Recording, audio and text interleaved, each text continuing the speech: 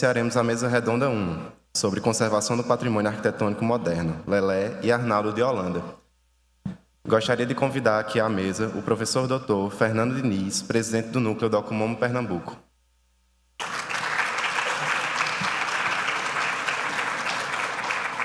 A doutora Célia Cardoso, da FAUFBA. A doutora Alcília Afonso, da UFCG.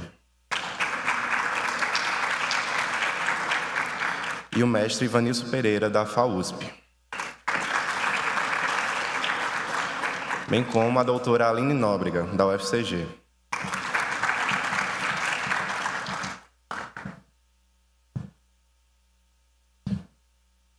Agora eu passo a palavra para a doutora professora Alcília Afonso, para darmos continuidade ao nosso evento. Bom, gente, retomando esse segundo momento da temática que está tratando de conservação do patrimônio moderno, eu convido o professor Dr. Fernando Diniz, presidente do Núcleo Docomomo Pernambuco, para uma manifestação nossa, de todos os membros do Docomomo Brasil e do Docomomo Norte e Nordeste reunidos nesse seminário, para uma nota de repúdio, uma menção de repúdio. Fernando. Bom dia a todos. Realmente é com muita tristeza, né, que nós chegamos aqui para lamentar e repudiar essa demolição, a demolição dessa obra. Nessa semana, a Igreja do Bom Samaritano, em Boa Viagem, Recife, Pernambuco, que era uma das obras, acho que mais importantes dos anos 80 em Pernambuco, posso dizer talvez a mais importante, feita por um grupo de 4 arquitetas, o Arquitetura 4, arquitetas formadas no começo dos anos 70, na UFPE em Pernambuco, alunas de Bossói, de Amorim, a Vera Pires, Clara Calabria, a Carmen Mairink e Lisa Stachichin. Esse grupo, após o final dos anos 80, ele foi se dissolvendo, embora a Vera Pires continue muito ativa, ainda com muitas obras, junto com Roberto Chioni.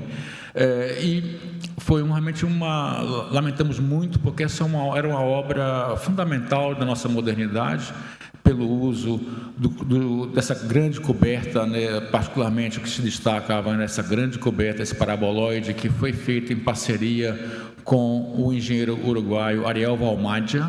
Valmadia foi discípulo de Dieste, né, de lá de Dieste, trabalhou com Dieste no Uruguai, veio com ele fazer algumas obras no Brasil, terminou ficando e fez várias obras em Recife nos anos 80, veio também para Teresina e tudo, é um autor ainda que merece muita pesquisa sobre ele, e infelizmente nós perdemos essa grande obra, né, pelo que tudo indica, ela não tinha grandes problemas de conservação, mas justamente foi a pressão do mercado imobiliário que levou à destruição dessa obra, justamente pela valorização desse terreno e talvez pelo número de adeptos. Era uma igreja anglicana, talvez eu não conheço bem a história, talvez não tivesse o grande número de adeptos, e isso se tornou alvo do mercado imobiliário, né? Então foi realmente só queria apenas lamentar esse episódio, né? Muito obrigado.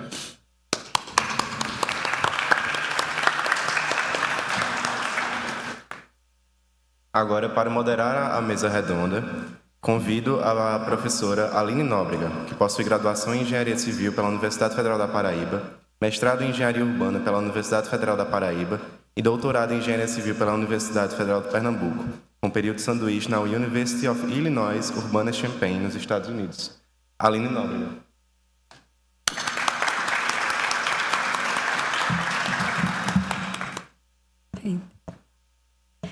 Bom dia a todos.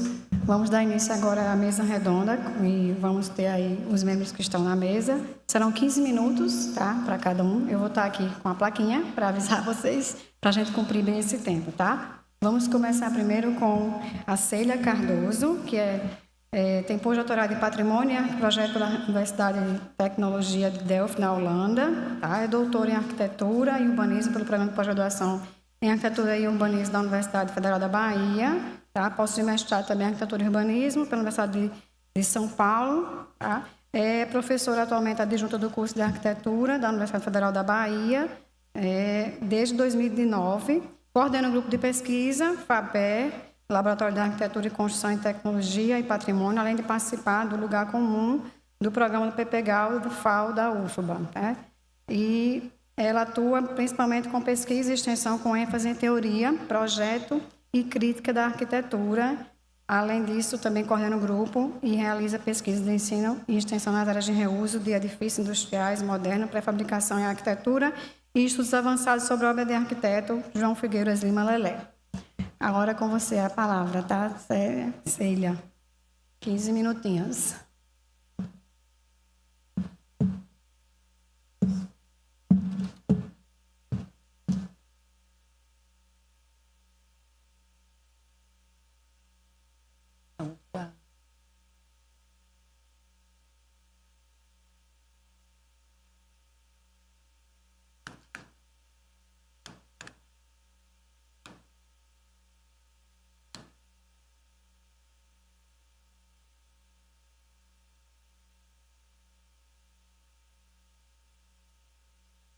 Bom dia, é uma grande satisfação estar aqui, agradeço muito o convite. Falar que hoje tem um sabor especial. Depois da nossa gestão conjunta, é uma oportunidade de nos encontrarmos. E a minha fala, então, é sobre a preservação do patrimônio da pré-fabricação, tendo a obra do Lelé como objeto. Para falar em pré-fabricação, é importante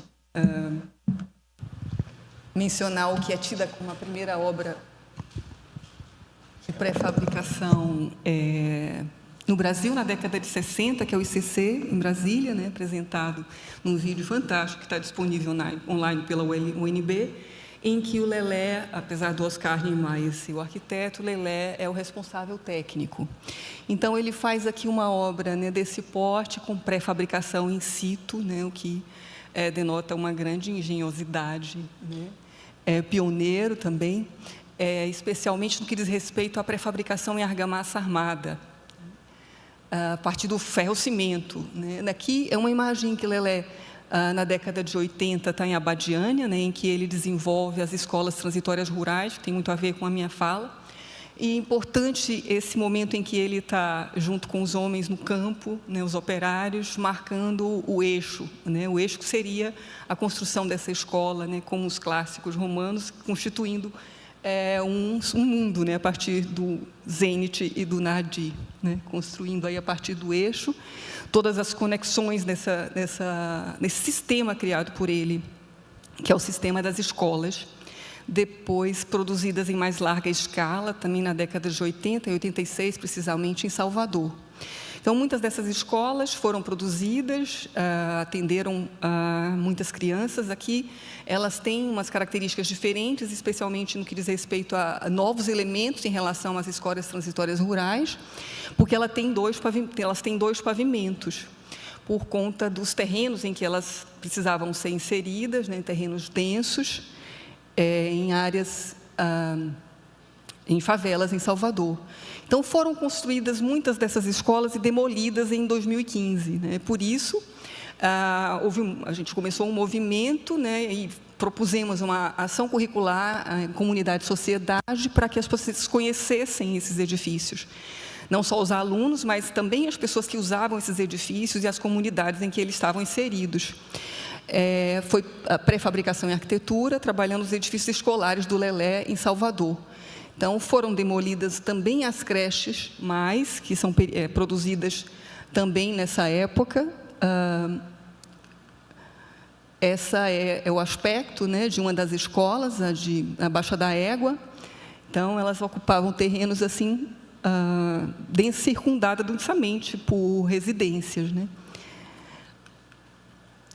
A configuração das creches também da mesma época, mas com formas abobadadas na cobertura, sempre com o mesmo princípio, né? Um sistema que relaciona todos os elementos, eles trabalham conjuntamente em junta seca, né? Então, uma arquitetura que não tem mistura, elas são montadas com iluminação zenital. E sempre com a preocupação de usar o mínimo possível de material, né? Não só... Esse foi um desafio sempre, né? Aquela coisa da cobertura muito pequena, como dizia a professora Cláudia antes aqui, as espessuras dos componentes chegam a 2 centímetros, então a cobertura é de menos de 5 milímetros. Né? Isso é um desafio muito grande, porque construir com menos material era poder construir mais e atender a mais crianças. Né? A partir desse sistema é possível montar diversas formas, então as escolas todas são diferentes umas das outras, né? A gente visitou com os estudantes e os colegas essas escolas e, em seguida, a gente sabia que elas estavam sendo demolidas, né? Então, foram demolidas essas escolas todas.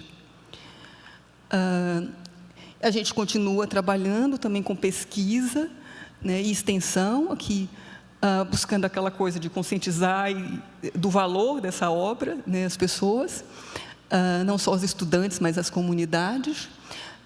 E participamos de uma proposta que foi a recuperação Germano Tabakov.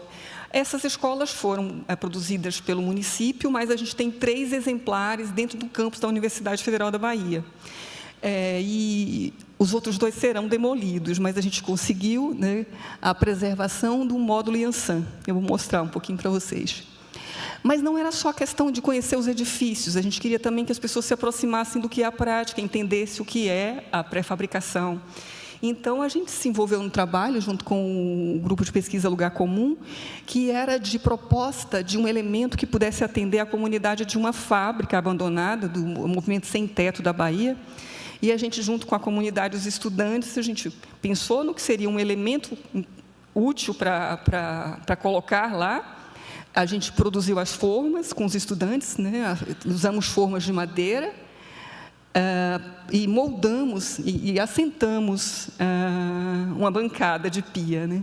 É simbólico, mas assim é todo o processo de concepção do objeto, da forma, né? A manufatura e a instalação foi feita conjuntamente. Também a proximidade com o fazer, com pôr a mão na massa, né? Então, a gente trabalhou durante esses anos muito nesse sentido. E é muito gratificante, né, também para os estudantes, manifestadamente. Importante também levar essas peças e comprovar o que acontece com elas em laboratório, né? Aqui o professor Min, que é um grande companheiro, né, que trabalhou com o Lelé, né, durante muito tempo, a gente também trabalhou com ele. A gente está aqui medindo, né, tentando mensurar as características do material. A atuação do Lelé em Salvador é significativa, então, a gente tentou, na pesquisa, também mapear isso, né? Aqui são as creches e escolas, no mapa de Salvador, né? Aqui as passarelas, e edifícios que são significativos aqui, né, na história da arquitetura, apesar de que a gente tem apenas um que foi tombado, né? A Igreja Ascensão do Senhor. Intercâmbio, né, com a Escola Politécnica Federal de Lausanne, porque a gente descobriu que eles estavam lá, a partir do Livro Vermelho, produzindo peças, né, estimando a escala, né, e produzindo para tentar, né, entender como é que trabalhava isso. Então, eles estiveram em 2017, eles lá com toda a tecnologia, a gente aqui fazendo forma de madeira, mas, de alguma maneira, houve bastante troca. E aí a gente começou, na pandemia, a fazer encontros que eram assim, o título era Relatos sobre a Arquitetura de Lelé, e a gente convidava pessoas que estavam trabalhando com Lelé, que tinham experienciado, né, para contar sobre essa experiência. Então, foram aulas fantásticas, a gente, aos poucos, está disponibilizando isso, né, mas foi muito gratificante trabalhar durante esse tempo, à distância, mas podendo, né, produzir e falar sobre a arquitetura de Lelé, junto com pessoas assim, que conheciam muito, né? E na última edição da CCS, a gente fez várias edições daquela atividade curricular em comunidade e sociedade, né? Era novidade em 2015 e a gente continuou fazendo. Essa última edição, a gente teve a satisfação de moldar uma peça, que é uma peça do Yansan, né, que é o isolamento térmico de cobertura. Então, a gente produziu, singelamente, com formas de madeira também, né? Ressaltando que é importantíssimo o uso das formas metálicas na pré-fabricação em usina, como o Lelé fazia, porque isso dá uma possibilidade muito maior de produzir maior número de peças, também pela qualidade, que se pode ter muito mais controle, e especialmente com esse cobrimento tão pequeno, né? É importante essa precisão. Mas aqui a gente fez com forma de madeira. Aqui, a nossa brincadeira, tivemos resultados satisfatórios, considerando que a gente usou formas de madeira. E aí, assim, é bom dizer também que, apesar das escolas, muitas delas terem sido demolidas, a gente hoje, assim, comemora uma vitória, né? E uma vitória junto com essa gestão do Docomomo. A gente propôs um evento que comemorava os 30 anos do Docomomo no Brasil e os 90 de aniversário de Lelé.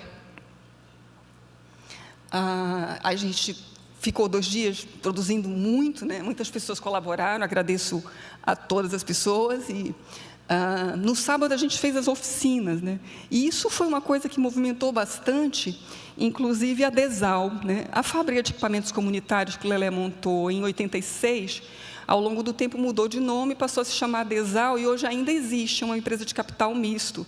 Mas eles não davam conta de manter, por isso as escolas foram demolidas. Mas com a movimentação que a gente fez, a gente esteve lá, eles entenderam que aquilo, de alguma maneira, né, teria um bom resultado, eles conseguiram localizar as formas metálicas do módulo Yansan.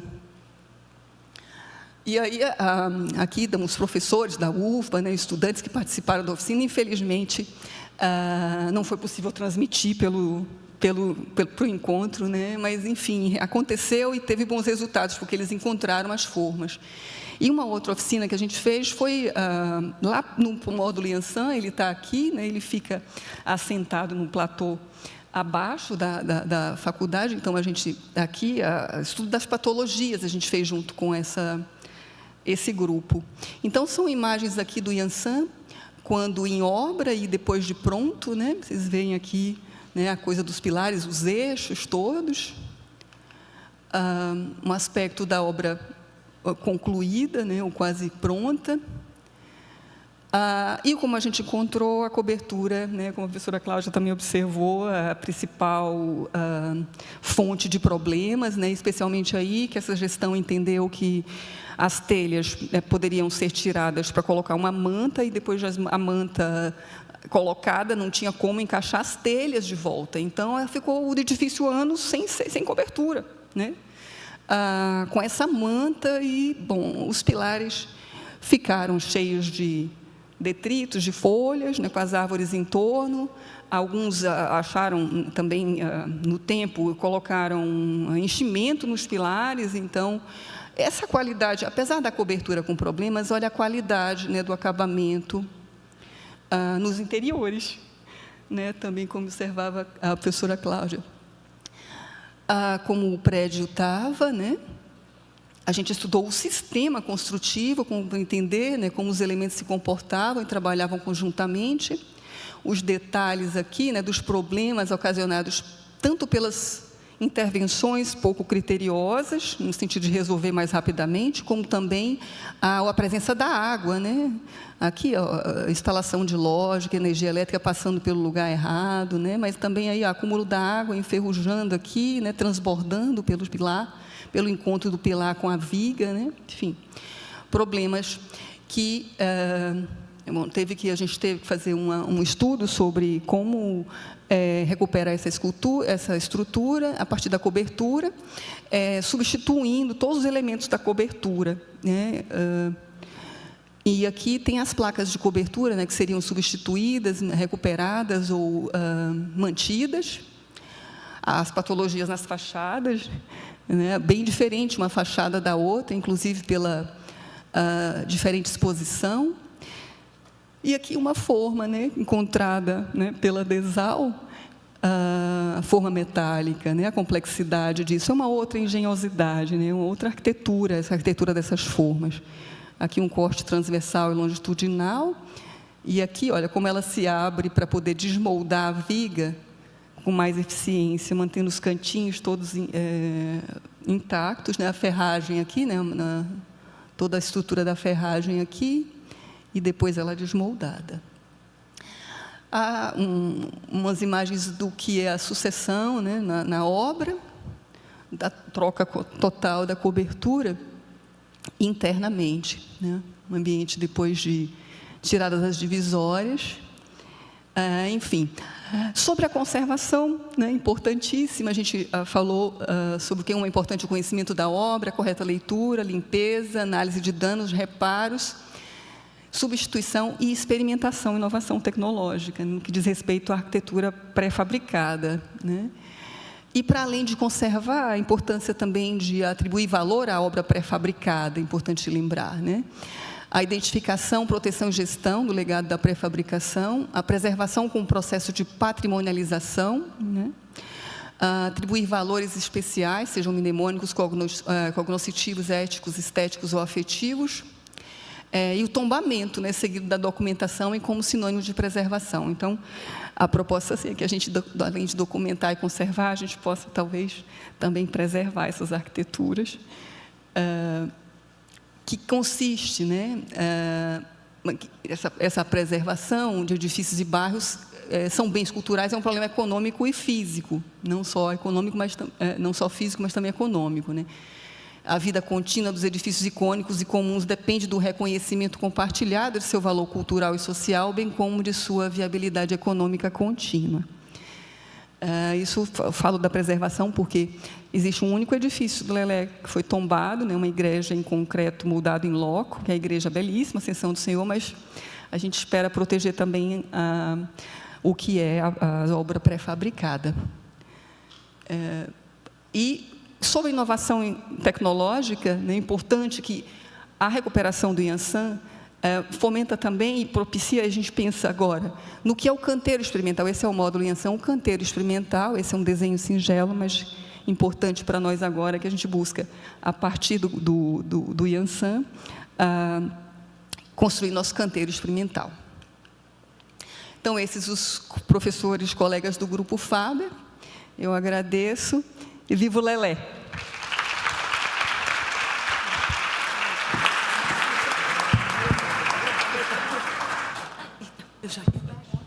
As perguntas e debate vai ser no final, depois que todos falarem, tá? Vamos para o próximo, que estamos com o tempo bem apertado, que vai ser a professora Auxília, né? Que é arquiteta pela Universidade Federal de Pernambuco, especialista em conservação urbana pelo Centro de Estudos Avançados e Conservação Integrada do Mestrado em Desenvolvimento Urbano da Universidade Federal de Pernambuco, mestre em História pela Universidade Federal de Pernambuco também, investigadora europeia com diploma de Estudos Avançados, doutora em Projetos Arquitetônicos pela Escola Técnica Superior de Arquitetura de Barcelona e Universidade Politécnica de Catalunha. E é professora hoje, atualmente, também adjunta do curso de Arquitetura e Urbanismo da UFCG. Com vocês agora, professora Auxília. 15 minutos a plaquinha. Você é coordenadora, mas não tem regalia. Obrigada. Me regula, porque eu falo demais. Eu vou procurar acelerar. Gente, então, como a mesa trata de conservação, eu trouxe aqui como estudo de caso, certo? Um trabalho do arquiteto pernambucano Armando de Holanda. Pode passar. E com o título, a arquitetura... Opa, eu estou dizendo pode passar, desculpa. Aqui. Está acostumada com meus monitores passando para mim. Então, eu vou falar sobre o Armando de Holanda e com o título Arquiteturas Desconstruídas e Não Construídas por projeto do Parque Histórico Nacional dos Guararapes, que fica em Jaboatão dos Guararapes. É projetado em 1973 e concluído, entre aspas, em 1975, inaugurado. Bom, ele está localizado no município de Jaboatão dos Guararapes, no entorno de Recife, do Grande Recife, ao lado ali do aeroporto, né, internacional dos Guararapes. Quem quiser conhecer, ele é aberto, tá? E o acesso é livre. Bom, Antes, eu quero brevemente apresentar Armando de Holanda, um dos grandes arquitetos nordestinos e pernambucanos. A maior parte de nós conhece Armando de Holanda pelo clássico livro Roteiro para Construir no Nordeste, que se tornou uma referência na área de uma arquitetura sustentável, de projetos para serem elaborados e construídos na nossa região. Em 1976, ele lançou esse trabalho, que virou tipo uma bíblia aqui no Nordeste. E nós que viemos da escola do Recife, os paraibanos, pernambucanos, todo mundo conhece esse livro. Mas pouca gente conhece o trabalho de Armando de Holanda enquanto arquiteto, enquanto produtor de obras, tá? E aí, o Armando nasceu numa cidade chamada Canhotinho, eu vou falar rápido, no interior de Pernambuco, foi morar em Recife, estudou na antiga Escola de Belas Artes de Pernambuco, que se transformou em FAU, Faculdade de Arquitetura e Urbanismo do Recife, foi colega do Glauco Campelo, Geraldo Santana, daquela turma toda, foi para Brasília, onde foi aluno do Lelé. E aí, olha as conexões. Estudou com Lelé, fez um mestrado na UNB, que foi interrompido pelo golpe militar de 1964. E ele lá em Brasília teve a oportunidade de participar do projeto da elaboração, da construção do Minhocão, da discussão de pré-fabricados. Olha as conexões. Pré-fabricação, Lelé, tá? E ele, só que o golpe militar fez com que a faculdade fosse fechada e os alunos voltassem para os seus lugares de origem. Mas quando ele volta para Recife, tá? Ele continua imbuído dessa coisa da pré-fabricação. Armando sempre foi muito inteligente e sensível, tá? E ele vai pouco depois para Roterdã, para fazer no Baucenter o curso de pré-fabricação na Holanda. Então, isso tudo é muito importante, não é, Sheila?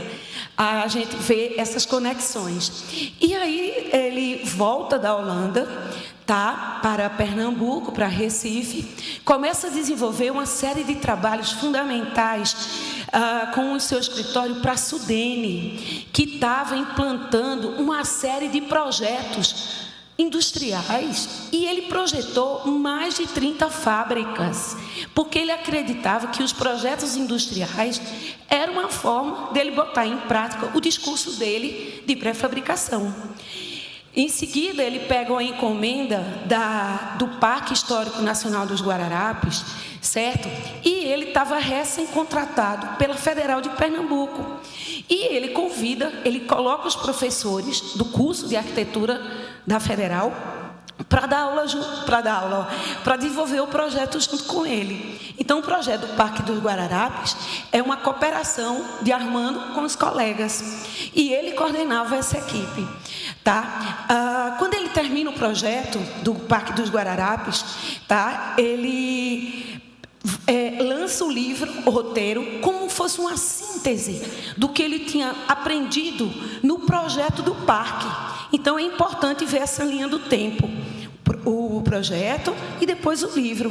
E no livro ele cita essa experiência relacionada ao desenvolvimento projetual desses elementos, tá? Só que pouco tempo depois, 3 anos depois, ele falece precocemente aos 39 anos de idade, mas deixando um legado incrível, né, importantíssimo para todo o Brasil e principalmente para nós nordestinos que enfrentamos um clima quente seco, quente e úmido, muita chuva, muito sol, tá? E após essa breve introdução do Armando, dizer que como arquitetura de sistemas estava dentro dessa sua formação enquanto arquiteto, enquanto profissional. Inclusive, ele escreveu artigos publicados no IAB, que era muito ativo naqueles anos, tá? E a gente transcreveu, leu, interpretou esse texto, que vai ser a base para ele apresentar apresentar propostas conceptivas, modulares, pré-fabricadas para o projeto dos Guararapes. Esses esboços que vocês estão vendo são do arquiteto, tá? Que ele apresenta no projeto, no dossiê, que é um documento incrível. E aqui eu quero fazer menção à Universidade Federal de Pernambuco, ao LIAU, o Laboratório de Imagem de Arquitetura, junto com o MDB, Memorial Denis Bernardes, e o Instituto Armando Holanda, que nos concedeu acesso a esse material documental de pesquisa. Porque sem a documentação, como foi colocado aqui, né, Cláudia, ninguém faz nada. Então, o primeiro passo realmente são os documentos. E através do nosso grupo de pesquisa, e está ali em cima o Elton Pedrosa, que eu quero aqui agradecer, nosso pesquisador PIBIC, que tem contribuído comigo no sentido de redesenhar esses elementos, tá? E a gente ir entendendo, transcrevendo para a contemporaneidade e digitalizando esse material com ferramentas digitais, tá? E nisso, nesse projeto, ele adotou o uso de cascas. As cascas em concretos muito finas, e ele acreditava que era através da combinação de formas dessas cascas, fazendo arranjos combinatórios de um módulo, 2, 3, pré-fabricadas, ele chegaria a uma unidade projetual. Essa apresentação vai ser cedida, quem quiser ter depois, tá? Eu não vou poder me delongar tanto como gostaria, mas inclusive tem artigo, tem tudo. Foram projetados para o parque 11 projetos, por isso o título, Arquiteturas Construídas e Não Construídas, porque do projeto geral, apenas algumas foram construídas, tá? E muito poucas, 4, e nem seguiam o projeto original. Tá? A maior parte não foi elaborada. Esses fatos deixaram o Armando, com certeza, triste na época, chateado, porque ele acreditava, ele dava muito de si para ver a coisa, né? E não via. Tá? Esses projetos que estão aqui listados, tá? Eles partiram dessas combinações, e aqui são desenhos nossos, do Grupal, do Elton Pedrosa, tá? Que tem estudado isso, inclusive vamos continuar com o PIBIC sobre isso, dessa combinação de cascas. Eu não vou me detalhar pelo tempo, mas vocês observem que ele jogava com essas inclinações, criando módulos projetuais que iam originar esses projetos. Então, através dessas combinações, tá? A gente obtém uma série de formas estruturais baseadas em cascas de concreto, pré-fabricadas. Bom, dessa arquitetura, algumas foram construídas, como o portal, a portaria de acesso, que, gente, e que tem sido replicada hoje na Orla de Boa Viagem, que é a casca, né, inclinada, com os painéis que quem estuda Atos Bocão faz, nossa, é Atos Bocão? Não, é Lelé. Tá? Então, por quê? Porque ele tinha ligação lá com Brasília. Inclusive, no Parque da Cidade, lá em Brasília, a gente viu isso. A parte administrativa do parque, que é hoje gerida pelo Exército Brasileiro, porque é tombado pelo IFAM, e o Exército está lá dentro. Tá? Aqui são elementos dessa aplicação, dessa parte construída. Mirantes que já começam, essas construções, infelizmente, não têm a mesma elegância, a mesma proporção, e começam a descaracterizar um pouco o projeto, porque vocês veem que já não é a mesma, né? Não tem a mesma proposta inicial. E aqui, as arquiteturas não construídas, que nós editamos as imagens, limpamos as imagens do MDB, que cederam para a gente, e do Instituto Armando Holanda, que foram catalogadas na Federal pelo LIAU, tá? E depois cedidas lá para o MDB e abertas à consulta. E através desses estudos, a gente tem redesenhado esses projetos em CAD, usando a metodologia do Grupo Informe de Barcelona, do Hélio Pinhon, da Teresa Rovira, onde onde a gente redesenha os projetos e os reconstrói virtualmente, usando as referências das arquiteturas construídas. Então, o que o Lelé queria? Então, a gente chega a resultados de projetos, gente, fantásticos, que não foram construídos. E poderiam ser seguidos pelo próprio Exército, mas está acontecendo algumas coisas estranhas lá, tá? Então, essa é uma reconstrução. Outro projeto lindo, o Restaurante do Lago, que é uma combinação de cascas. Essas perspectivas são de Armando, tá? Que estão no acervo dele. Redesenho nosso, do Grupal, Elton, tá? Aqui trabalhando comigo nesse processo. Eu coleto o material, passo para ele, passo as informações e através de visitas sempre ao parque que eu tenho feito e em contato direto com a família do Armando Holanda, e aqui eu friso o apoio que a Isabel Holanda tem me dado, juntamente com o Instituto. A gente tem conseguido entender, reconstruir essas arquiteturas e com a obra com a qualidade projetual incrível e que pode servir de referência para a gente hoje, porque são obras sombreadas, ventiladas, moduladas, racionais, que pode ser muito bem usada na contemporaneidade, tá? O projeto do Museu da Restauração, que nós fizemos o mesmo trabalho, né? Vocês vejam que a gente segue essa metodologia de concepção. E, para ir concluindo e trazer a discussão, a gente tem as arquiteturas construídas e as desconstruídas. Porque, infelizmente, um dos equipamentos, que é o bloco de lanchonete, que é um projeto belíssimo, encontra-se hoje, mesmo tombado, mesmo com o exército lá dentro, cuidando do parque inteiro, que já perdeu metade da sua área, que era enorme, porque foi ocupado pela comunidade no entorno. Então, se ele tinha 60 hectares, hoje ele tem 30, porque o resto já foi invadido. E esse conjunto que fica muito perto da comunidade, ele está cheio de mato, cheio de patologias, que eu vou mostrar aqui para vocês, o estado de conservação disso. Isso fica no Monte de Guararapes, tem muita maresia, está muito com a brisa marítima, então a vegetação também é um problema sério. O descaso, agora eu fico impressionada, porque é uma obra de uma abrangência social do lado da comunidade. A comunidade usa mesmo assim. Agora, muitos estão usando para crack, para fumar crack. As obras estão nesse estado, com as armações expostas. Opa!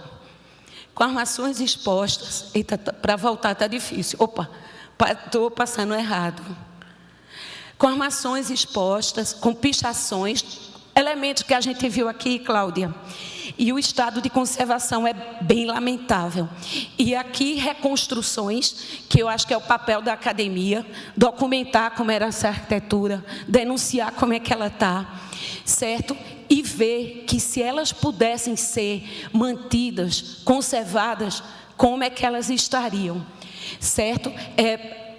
É uma qualidade de solução projetual, de uso de modulação, de plantas livres, de atenção ao detalhe, quem projeta a forma e projeta a estrutura e vice-versa, mostrando o casamento entre engenharia e arquitetura, entre projeto e construção. Mas, infelizmente, gente, e aqui aconteceu, a gente viu o exemplo da Igreja do Bom Samaritano, e a gente está vendo o exemplo do que está acontecendo no Parque lá, Histórico Nacional dos Guararapes, tombado, preservado, entre aspas, porque o estado de conservação é realmente lamentável. Gente, é isso, é só um spoiler, tá? Depois a gente tem textos, artigos sobre isso, e quem quiser, a gente pode ceder para acesso à informação. Obrigada.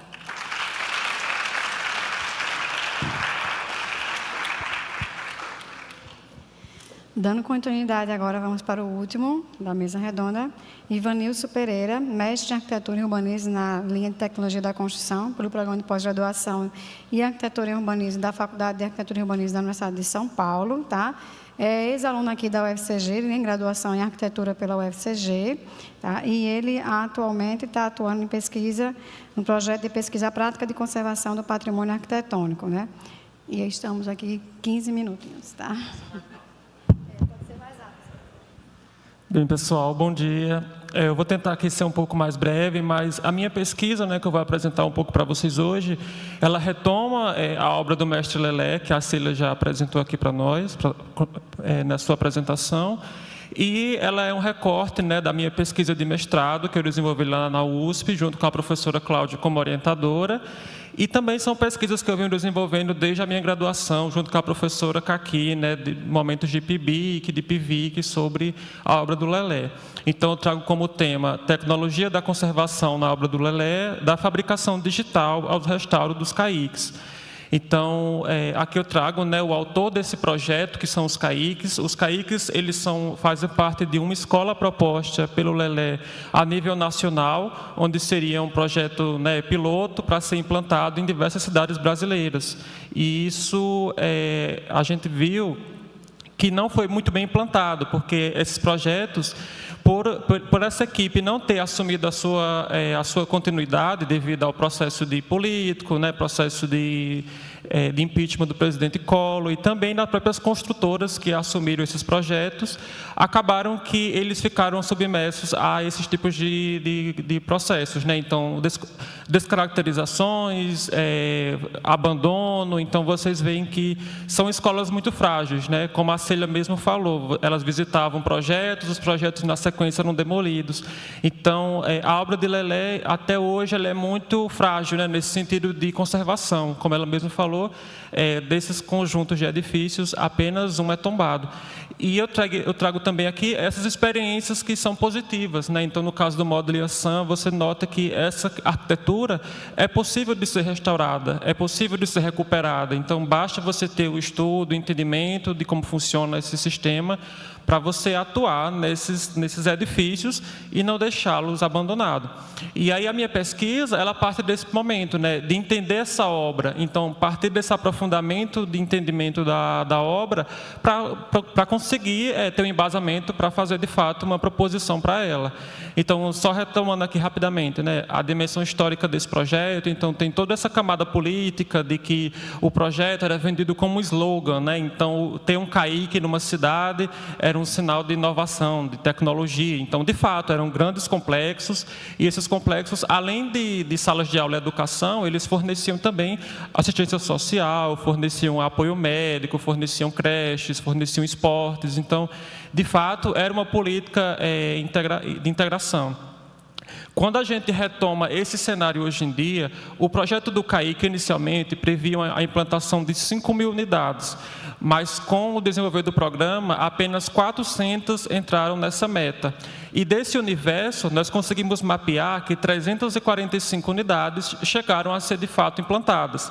Só que dessa amostra, né, apenas 300 ainda estão ativas. As demais ou foram inativas ou já foram demolidas. Então, a gente conseguiu fazer esse mapeamento, que é muito significativo, né, para entender também a grandiosidade desse projeto.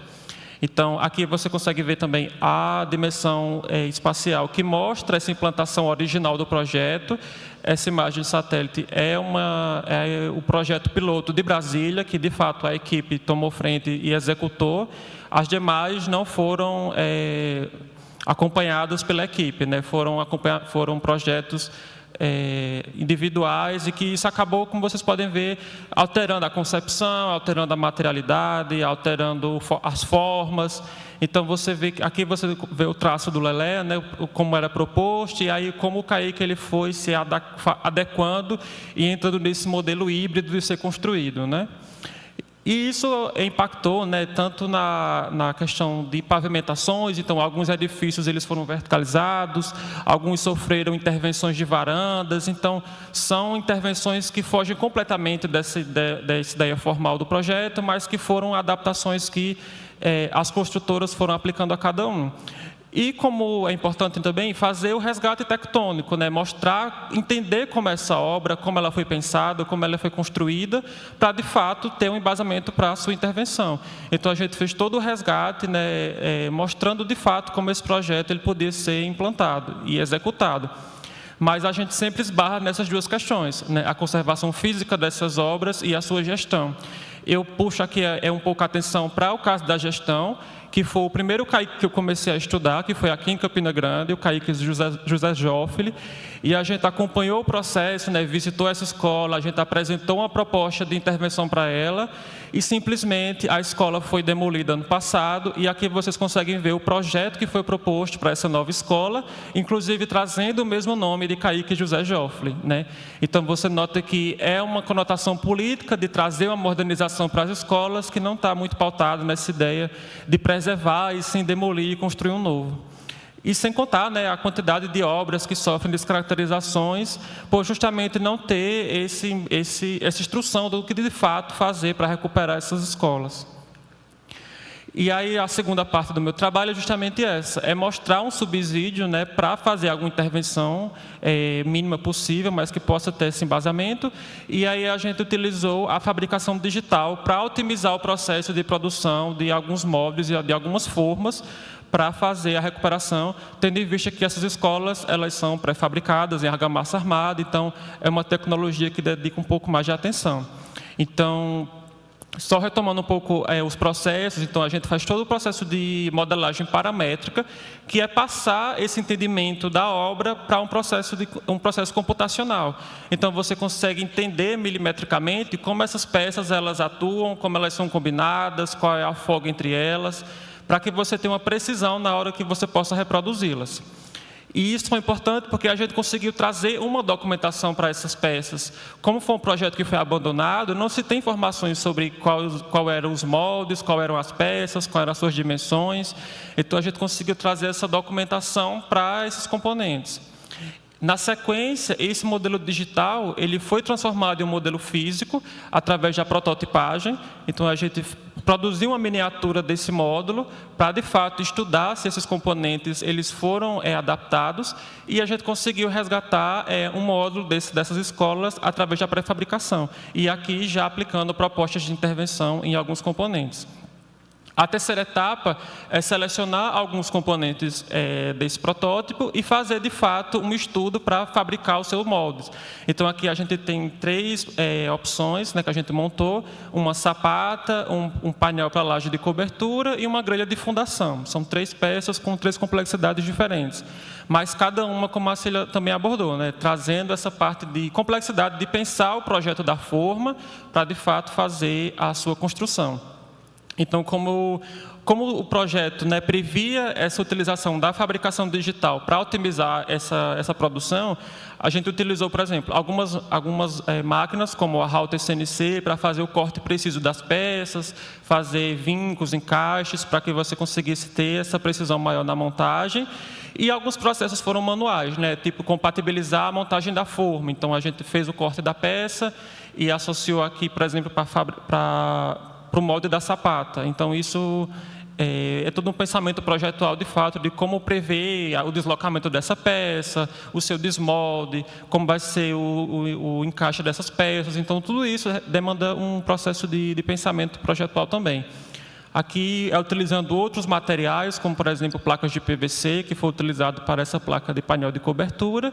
E, por último, essa outra tecnologia aplicada, que é uma máquina que utiliza o processo de termoformagem a vácuo, onde você tem um molde e você consegue, por meio de um painel plástico, fazer esse processo de conformação desses moldes.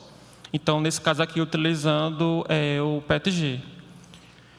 E a última etapa é justamente analisar se esses processos e se essas técnicas elas foram bem-sucedidas ou não. E isso serve de subsídio para que uma pessoa possa reproduzir essas peças e, consecutivamente, possa melhorar ou adaptar algo que possa ser necessário. Então, aqui vocês podem ver, né, todo o estudo que a gente fez para tentar repensar alguns problemas que haviam nessas construções, como, por exemplo, o tubo de PVC, que estava embutido no pilar, a gente colocar numa parte externa, rever algumas questões de inclinações. Então, são modificações que foram sendo realizadas.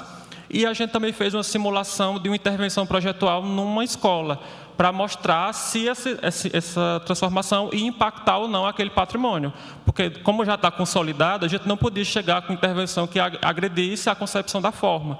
Então, a gente previu intervenções que pudessem preservar a identidade do prédio, para não evitar aquilo que a gente viu das imagens, né, de descaracterização, mas, ao mesmo tempo, que visassem corrigir essas falhas para ter uma maior conservação do edifício. E isso foi muito importante, a parte do modelo que foi produzido como protótipo, para a gente conseguir, de fato, testar se esses componentes eles funcionavam ou não, como, por exemplo, os testes de inclinação. E a última etapa foi, de fato, produzir esses componentes. Então, nós temos aqui algumas formas que foram feitas, e com isso a gente fez, né, um estudo aqui ainda inicial, para fazer essa reprodução desses componentes. Então é isso, eu agradeço a atenção e, como a Célia falou, viva o Lelé!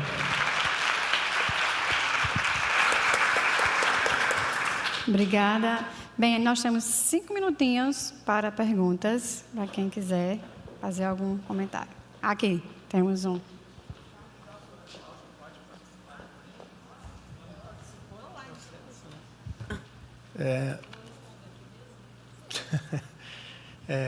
Bom, em primeiro lugar, parabéns, né, pela apresentação dos trabalhos. Acho que estavam incríveis, né? São trabalhos fantásticos para que a gente possa discutir e ampliar o nosso conhecimento. Aqui eu tinha feito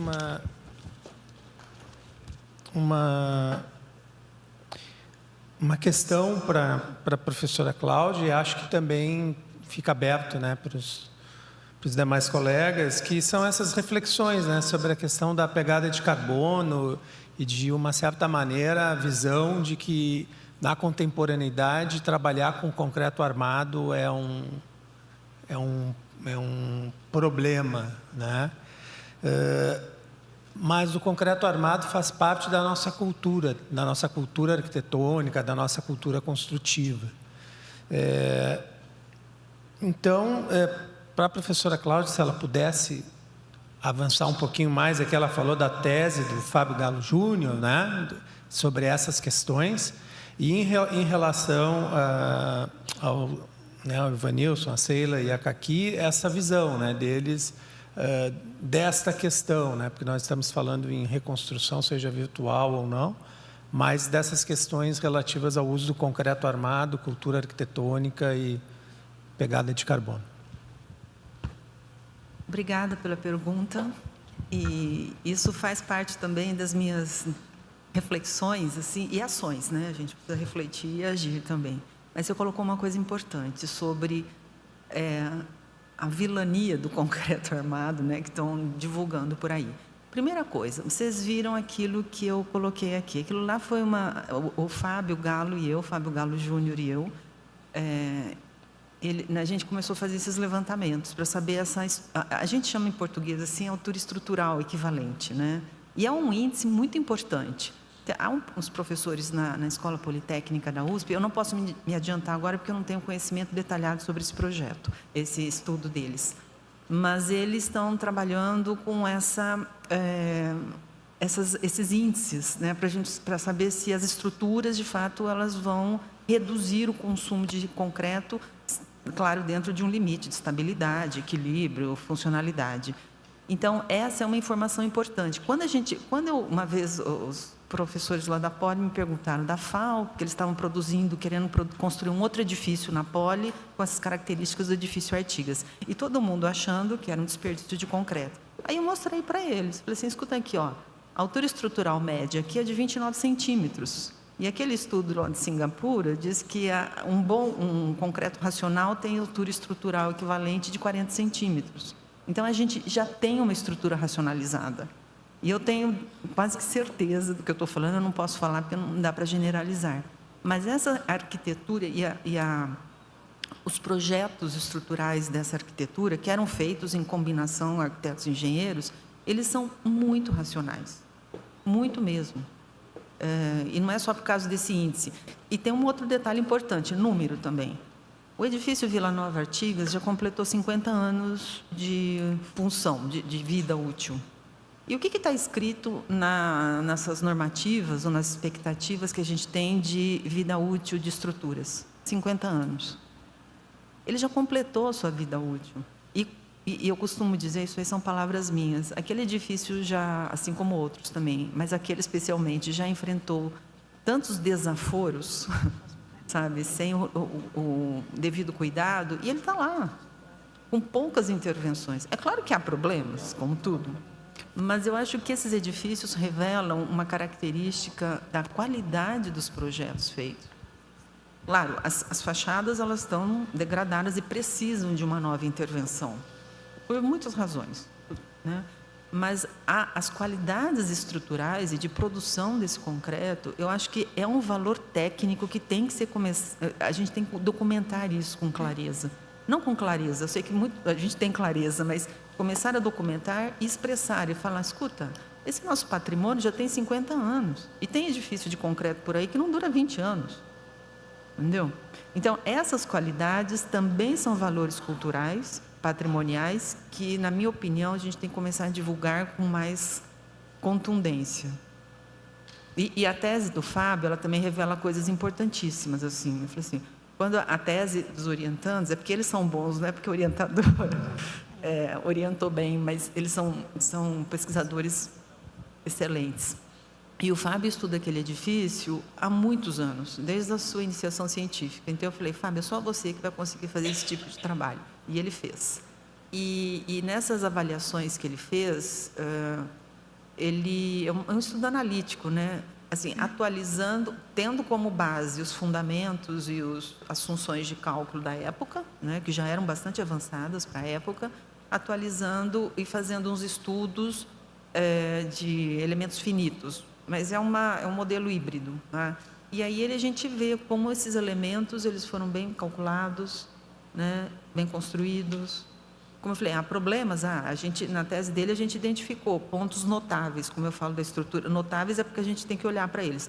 Torções exageradas em alguns pontos de bordo de laje, umas questões muito críticas, assim. O prédio não vai cair, viu? Mas de fundações. E para que isso serve? Serve para falar o seguinte, olha, quem quiser intervir nesse edifício, não escave do lado dessa fundação, desse pilar, porque aqui o fuste do tubulão está funcionando como estaca com atrito lateral. E é verdade. Então, você não pode escavar no entorno. Estavam querendo escavar para fazer não sei o quê. Eu falei, peraí, até que a gente entenda direito o que está acontecendo, a gente tem que parar um pouquinho. Os bordos de laje também com umas cargas um pouco mais elevadas. A gente não pode carregar mais aquilo e colocar um guarda-corpo de vidro, como queriam colocar lá, entendeu? É esse tipo de coisa que eu acho que a gente tem que começar a mostrar com mais contundência. Eu vou ter que interromper, porque a gente está com o tempo, tá? Abre só mais uma pergunta, que a gente está com o tempo já estourado. Então, só mais essa, tá? Vai ser bem rápido. Muito obrigado pela mesa e pela palestra. Eu queria me dedicar ao tema da prefabricação, um breve comentário que eu gostaria de ouvir, né, os membros da mesa. É que esse processo da prefabricação ela foi feita para criar edifícios de forma rápida, né, econômica, para atender demandas sociais urgentes e tudo. Mas logo depois que eles são concluídos, começam a aparecer alguns problemas, né? Eles estão ligados à questão de uma falta de uma política de manutenção e de gerenciamento desses espaços, né, devido à questão da necessidade de adaptação. No segundo ponto, quando ocorre uma falha num desses problemas, a questão da água e tudo, é difícil recuperar, é difícil fazer uma peça que vai substituir aquelas, né, porque justamente aquela memória, né, aquilo que se tornou, que era feito de forma barata e funcional no começo, virou agora muito mais caro, porque é caro produzir uma peça dessa depois, né, do edifício pronto, ou vários anos depois. Isso nos leva, acho que, ao terceiro problema, que eu acho que é o mais sério, que é a questão política, né? Todos esses Esses programas, esses edifícios foram feitos em determinados regimes. A gente viu isso, o Renurb nos anos 70 em Salvador, depois ele volta na segunda metade dos anos 80, né, mais ou menos, faz a FAEC, tem a experiência de Niemeyer com Brizola no começo dos anos 80 no Rio, depois tem Lelé de novo com o CAIC, né, no começo dos anos 90, como foi mostrado tudo, e esses programas eles são terminados e essa memória se perde, né, tanto que a gente tem que ir atrás das formas e tudo e tal, não. Então, apenas um comentário, se eu podia ouvir vocês rapidamente sobre essa questão desse imbróglio que se cria com os edifícios pré-fabricados, sobretudo pela dimensão política, que eu acho que é a mais complexa. A gente passa assim.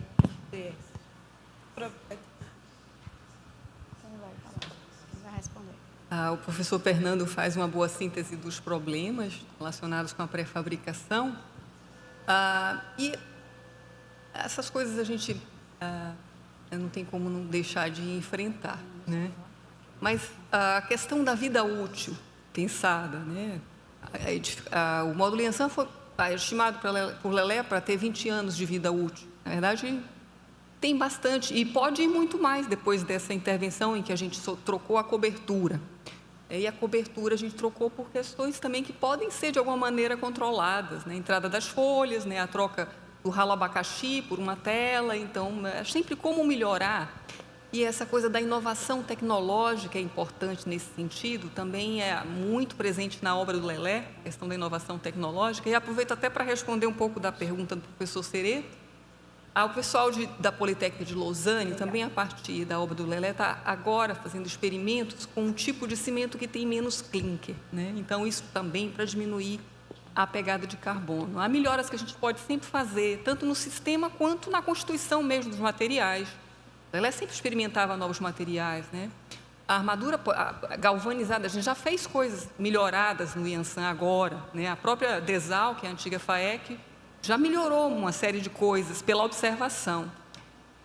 A educação sempre é muito importante, né? Então, uma cartilha, a gente chegou a esboçar uma cartilha para os usuários, porque muitas vezes é no cotidiano que as pessoas vão lá e furam para pendurar uma prateleira, né? Então, é entender a obra, conhecer para preservar, né?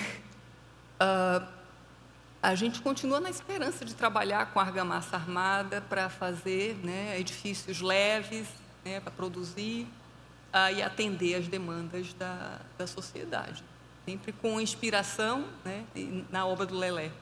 Entendo que é uma luta. Sei que respondi, mas espero que alguém quer complementar. Podemos encerrar? Pois vamos encerrar, então, agora essa mesa rodando. Obrigada a todos, tá? E vamos encerrar aqui também.